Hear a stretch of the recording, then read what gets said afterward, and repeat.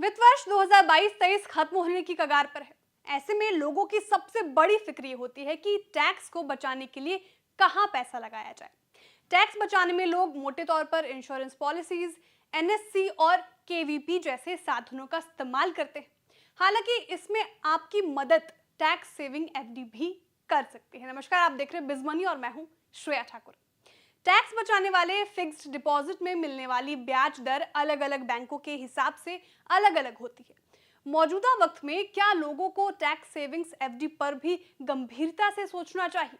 ये सवाल इस वक्त अहम है। ऐसा इसलिए भी है क्योंकि पिछले एक साल में ब्याज दरों में बढ़ोतरी का दौर जारी है और ऐसा ऊंची महंगाई की वजह से हो रहा है। महंगाई पर काबू पाने के लिए रिजर्व बैंक ने बार बार रेपो रेट में इजाफा किया है। हाल के वक्त में ये बढ़ोतरी 8 फरवरी को की गई है और इसके बाद से कर्ज की दरें तो बढ़ी ही है और जमा की दरें भी ऊपर गई हैं।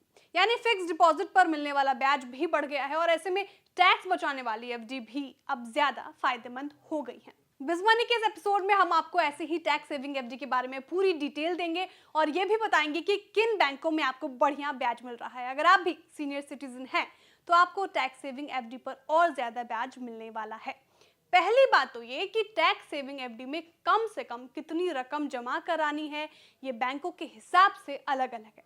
इसके साथ ही टैक्स सेविंग एफडी में लॉक इन 5 से 10 साल के बीच होता है। टैक्स सेविंग एफडी सबसे ज्यादा फायदेमंद ऐसे सीनियर सिटीजन्स के लिए हैं जो कि कम जोखिम वाले इन्वेस्टमेंट के साथ टैक्स बचाना चाहते हैं और बढ़िया रिटर्न भी चाहते हैं।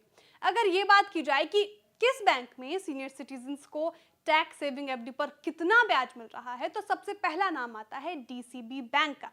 यहाँ टैक्स सेविंग एफडी पर आपको 8.10% ब्याज दर मिल रही है। इसके बाद एक्सिस बैंक का नंबर आता है। यहाँ टैक्स सेविंग एफडी पर 7.75% ब्याज मिल रहा है। इंडसइंड बैंक में भी 7.75%, एयू स्मॉल फाइनेंस बैंक में 7.70% और एचडीएफसी बैंक में 7.50% ब्याज टैक्स सेविंग एफडी पर ऑफर कर रहा है। आप लोगों को इन टैक्स सेविंग एफडी में सीनियर सिटीजन्स के मुकाबले थोड़ा कम ब्याज मिलेगा, लेकिन उन्हें भी मोटे तौर पर 7% से ऊपर ब्याज मिल रहा है। यहाँ आपको ये भी बता देते हैं कि टैक्स सेविंग एफडी से आप कितना टैक्स बचा सकते हैं। इनकम टैक्स एक्ट 1961 की धारा 80 इनकम टैक्स एक्ट 1961 की धारा 80C के तहत आप टैक्स सेविंग एफडी में पैसा लगाकर 1.5 लाख रुपए तक टैक्स डिडक्शन हासिल कर सकते हैं। इंडिविजुअल और हिंदू अनडिवाइडेड फैमिली HUF दोनों को ही 80C के तहत ये छूट मिलती है। तो वित्त वर्ष खत्म होने की कगार पर है और अगर आप अभी भी थोड़े से कंफ्यूज्ड हैं कि टैक्स बचाने के लिए पैसा कहां लगाया जाए, तो टैक्स सेविंग एफडी पर आप विचार कर सकते हैं। इस वक्त फायदे ये है कि फिलहाल ब्याज दरें ऊपर चल रही है और ऐसे में अभी आप इन ऊंचे रेट्स पर अपने पैसे को टैक्स सेविंग एफडी में लॉक कर सकते हैं। आने वाले वक्त में अगर ब्याज दरें नीचे भी आती हैं तो भी आपके लिए फिक्र की कोई बात नहीं। बिजमनी की इस एपिसोड में बस इतना ही। तब तक के लिए देखते रहिए बिज़ तक।